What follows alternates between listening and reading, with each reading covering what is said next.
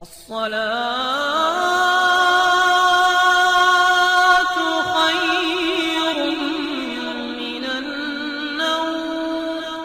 السلام علیکم ورحمۃ اللہ وبرکاتہ۔ پیارے دوستو، جو خطرناک واقعہ آج ہم آپ کے سامنے رکھنے لگے ہیں وہ سعودی عرب کے مشہور مبلغ محمد علی نقوی نے بیان کیا ہے، جسے یہ واقعہ جدہ کے ایک اور اسلامی اسکالر شیخ عباس نے شیئر کیا تھا۔ ایک آدمی نے شیخ عباس کو کال کی کہ کیا آپ ہمارے گھر پر آ کر ایک میت کو غسل دے سکتے ہیں؟ شیخ صاحب نے جواب دیا کہ ٹھیک ہے۔ شیخ صاحب اس جگہ پر پہنچ گئے۔ شیخ عباس کہتے ہیں کہ جب میں گیا تو وہ کوئی گھر نہیں تھا بلکہ ایک قلعہ تھا، ایک بہت بڑا قلعہ۔ مین دروازے کے بعد بھی آپ کو پہنچنے میں 5 منٹ لگ جاتے ہیں۔ اب ذرا تصور کیجئے کہ وہ قلعہ کتنا بڑا قلعہ ہوگا۔ شیخ عباس اندر گئے تو اندر باغات اور درخت وغیرہ سب کچھ تھا۔ شیخ صاحب کہتے ہیں کہ جب میں گھر کے دروازے پر پہنچا تو ایک آدمی کھڑا تھا۔ اس نے مجھ سے بدتمیزی کے انداز میں کہا کہ اس راستے سے جائیں۔ شیخ عباس تقریباً 60 سال کے بزرگ تھے۔ شیخ نے اس کی جانب دیکھا اور کہا میں جا رہا ہوں۔ اس نے کہا کیا آپ خود سے چلے جائیں گے یا میں کسی نوکر کو بلواؤں تو آپ کو آ کر لے جائے؟ شیخ عباس کو اچھا نہیں لگا کہ یہ وہی شخص ہے جس نے مجھے فون کر کے بلایا ہے۔ چنانچہ انہوں نے جواب دیا کہ میں خود چلا جاؤں گا، مجھے کسی کی ضرورت نہیں ہے۔ اس نے دوبارہ کہا اگر آپ کو راستہ معلوم نہیں ہے تو میں کسی نوکر کو کہہ کر آپ کو بھیجوا دیتا ہوں۔ شیخ نے دیکھ کر جواب دیا کہ دیکھو میں کوئی تمہارا نوکر نہیں، میں یہاں مقدس فریضہ سر انجام دینے آیا ہوں۔ یہ کیا تم کسی اور کو کہہ دو کہ وہ آ کر کر لے؟ اس شخص نے جواب دیا کہ ٹھیک ہے آپ جائیے۔ شیخ عباس کہتے ہیں کہ وہ گھر اتنا بڑا اور صاف تھا کہ آپ اپنا چہرہ ٹائل کے اندر صاف دیکھ سکتے ہیں۔ اس کے بعد وہ کمرے کے اندر گئے۔ شیخ کہتے ہیں کہ وہ بیڈ روم سائز میں کافی بڑا تھا، لیکن وہاں پر 2 سے 3 نوکروں کے علاوہ کوئی بھی موجود نہیں تھا۔ شیخ عباس گئے تاکہ میت کو دیکھ سکیں۔ اس کا جسم ایک چادر سے ڈھکا ہوا تھا۔ جب شیخ نے کپڑا ہٹایا تاکہ چہرہ دیکھ سکیں تو انہوں نے دیکھا کہ اس کی ناک اور کان سے چینٹیاں نکل رہی تھی اور بہت سی اس کی گردن پر چپکی ہوئی تھی۔ پھر مزید کپڑا ہٹایا تو دیکھا کہ پورے جسم پر چھوٹی چھوٹی چینٹیاں موجود تھی۔ شیخ حیران رہ گئے۔ نیچے فرش پر دیکھا تو سب کچھ صاف تھا، تو پھر یہ چینٹیاں کہاں سے آ رہی تھی اور یہ پورے جسم پر گھوم رہی تھی؟ شیخ عباس کہتے ہیں کہ میں نے جسم پر کپڑا واپس ڈال دیا کہ میں یہ کیسے کروں گا۔ وہ کہتے ہیں کہ میں نے ایک اور شیخ کو کال کی۔ اس نے کہا کہ مجھے یہ فلاں مسئلہ ہے، میں تو نہیں آ سکتا۔ اب انہوں نے ایک اور دوسرے شیخ کو کال کی۔ اس نے کہا آپ مجھ سے غسل کے طریقے کے بارے میں پوچھیں تو بتا سکتا ہوں۔ اگر آپ ایسے سوال کریں گے کہ جعلی شدہ لاش کو کیسے غسل کیا جاتا ہے تو میں آپ کو جواب دیتا ہوں۔ اگر آپ مجھے ٹکڑے ہوئے جسم کے غسل کے بارے میں پوچھیں گے تب بھی میں آپ کو بتا سکتا ہوں، لیکن میت کی جو حالت آپ مجھے بتا رہے ہیں ایسا تو کسی کتاب میں درج نہیں ہے، میں کچھ نہیں کہہ سکتا۔ پھر اس نے بھی صاف منع کر دیا کہ میں آپ کو کسی کے قسم کا مشورہ نہیں دے سکتا۔ شیخ عباس نے باہر بڑے نوکروں سے دریافت کیا، پوچھا کہ اس مرحوم کی اولاد میں سے یہاں کون کون ہے؟ نوکروں نے جواب دیا کوئی نہیں ہے۔ اس نے پوچھا کہ وہ شخص جو مجھے نیچے ملا وہ کون تھا؟ انہوں نے جواب دیا کہ کوئی نہیں، مر جانے والا وہ آج بھی اتنے بڑے گھر کے نوکروں کے ساتھ اکیلا رہتا تھا۔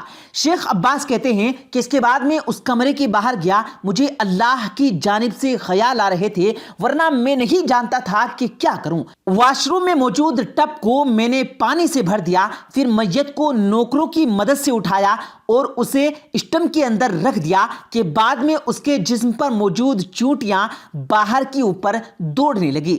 شیخ عباس نے یہ عمل کئی دفعہ دہرایا تاکہ جسم میں تمام تر چینٹیاں صاف ہو جائیں۔ پھر انہوں نے میت کے جسم کا مسح کیا تو ساری چینٹیاں چلی گئی، لیکن وہ ابھی تک حیران تھے کہ اس قدر صاف ستھرے گھر میں جسم کے اوپر اتنی ساری چینٹیاں क्यों मौजूद हैं, क्योंकि वहां पर न कोई ऐसा सुराग मौजूद था कि कहीं बाहर से आ जाती।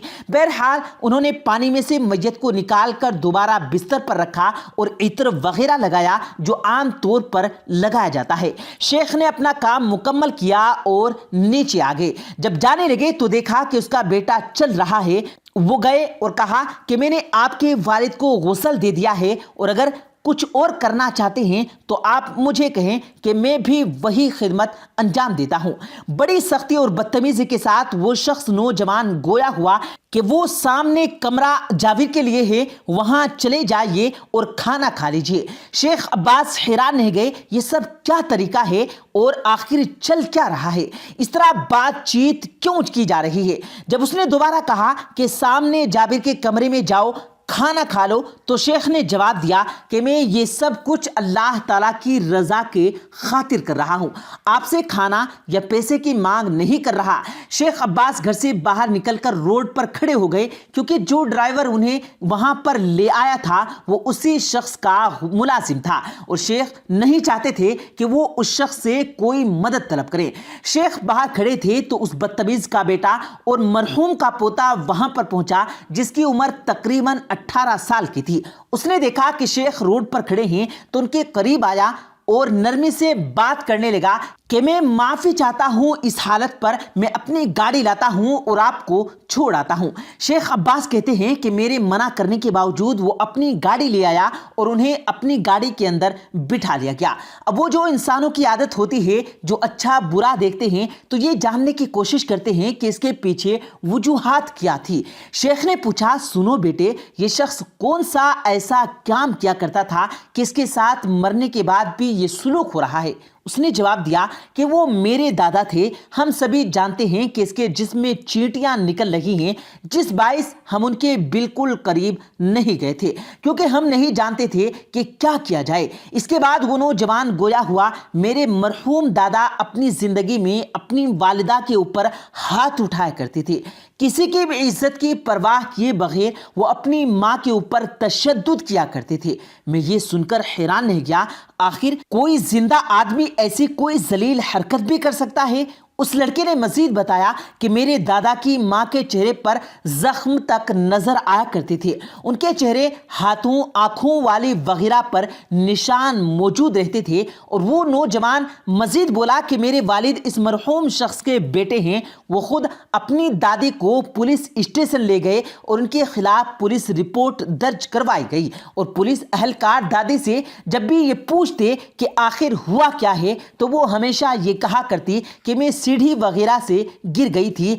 आज तक भी उन्होंने अपने बेटे के खिलाफ एक लफ्ज तक न बोला और ये मार धाड़ हर हफ्ते हुआ करती थी।